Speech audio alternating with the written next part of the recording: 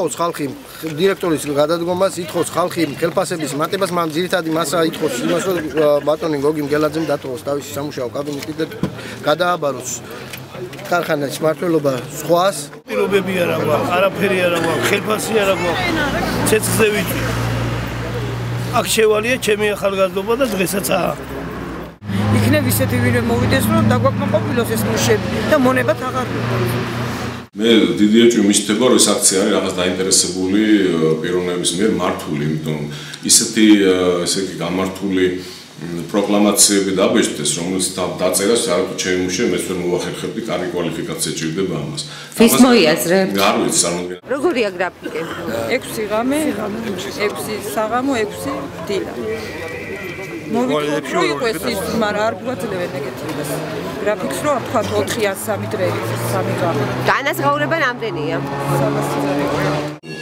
ცვლები მოწყობილია შემდეგნაირად, რომ დილის 9 საათიდან 5 საათამდე მუშაობს ერთი ცვლა, მეორე ცვლა მუშაობს საღამოს 5 საათიდან ღამის პირველ საათამდე, მესამე ცვლა მუშაობს ღამის პირველ საათიდან დილის 9 საათამდე და ერთი ცვლა ამ დროს ისვენებს. და ასე შემდეგ ერთმანეთს ცვლიან. ანუ ეს არის ჩვეულებრივი სამუშაო სვლიანი წარმოება რა. და სულ რამოდენიმე თვის უკანაც მივმართეთ კიდევ წერილობით, მაგრამ აი დღეს სანამ აქ არ გამოვედით, არანაირი შედეგი. ეხლაც გვეუბნება დამასადეთ კიდევ და როდემდეღა დავაწოთ. თურქული ფულია ლირა ხო თუ არ ვხდები 300 ლირაზე აქ არც ერთი თურქი არ იმუშავებს.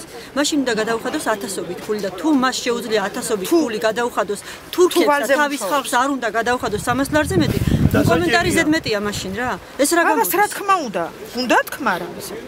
თუკი თურქსა გადაუხდის იმდენსა და ჩვენ 300 ლარზე გვამუშავებს და ვალზე მუშაობს ქარხანა და არა აქვს შემოსავალი, რა უნდა გადაუხადოს თურქსა მითხარ. მაგას უნდა არ ამის თქმა საერთოდ კომენტარი რა. არის 300 და 350 ლარიანი თანამშრომელი, მაგალითად ამლაგებელს აქვს 350 ლარი, 400 ლარი, უფრო მეტი კვალიფიკაციის მუშას აქვს 450, 500 ლარი, კიდევ უფრო მეტი კვალიფიკაციის მუშას აქვს 750 ლარი. ეს არის ლაპარაკი მუშათა კატეგორიაზე და არა ვთქვათ მენეჯერებზე და ვთქვათ ეს ტიპის კატეგორიაზე. 6 ღამე ელემენტარული იდექია, აბა 300 ლარზე მძიმე არ არის? თვალი არ უნდა მოხუჭო, რომ ელემენტარული თვალი მოხუჭო, რაღაცა გაფუჭდება იგი და დაზარალდება ქარხანა და 2014-2015 წელშია მომატება ეხლა რომელი წელი? 12 არ არის? ელემენტარული რომ ვიღაცას უდად გახდება და წაიყვანენ? ფილტვების ანთება ქონდა თანამშრომელს, წინა დღეს ფილტვების ანთება ქონდეს და მოუვიდა ის. კარგი პასუხი მოუვა. აი ჩვენ დაგგვევის პოლიცია. მან არსად არ აჭრის. სუდად რო გახდე ღამეს ვიღაცას რაღაცა მოუვიდეს, ფულსმანამ არ მიუტან, არ აჭრის. თავაზე მე ხარ ვიცი აქ თუმცა საყვედური ეთქმის, ესე იგი არავინ არ დარჩენა ყურადღების გარეშე, ვიღაცამ ფეხი მოიტეხათ, ვიღაცას რაღაც დარჩა, რასაც დავსგვევა რომ უფინანსებს, იმიტომ რომ პაკეტია ვთქვათ, მცირე. იმას კომპანია უმატებს ხოლმე. კომპანია სამწუხაროდ ბოლო 5 წლის ჯამური მაჩვენებლის შედეგად არის წამგებიანი. ამას თავისი ობიექტური მიზეზები ჰქონდა, ეს მუშების ბრალი არ არის, მაგრამ ბრალია იმისი, რომ გაზის ფასი მოიმატა რუსეთიდან, ბრალია იმისი, რომ რუსეთის ბაზარი დაიკეტა, მე ომი დაიწყო, მე ფინანსური კრიზისი იყო, ასე ვთქვათ და ჩვენ იმის მაგალითად რომ გაგვეორმაგებინა ჩვენი წარმოება ორჯერ შემცირება მოგვიწია და პატარა მასშტაბით ვერ იქმნება იმდენი ფინანსური სახსრები, რომ ვთქვათ ხელფასები გაიზარდოს არა 30%, არამედ გაიზარდოს 3-ჯერ. თქვენი ბაზარი საქართველოა მარტო თუ გადის ფარგლებს გარეთ?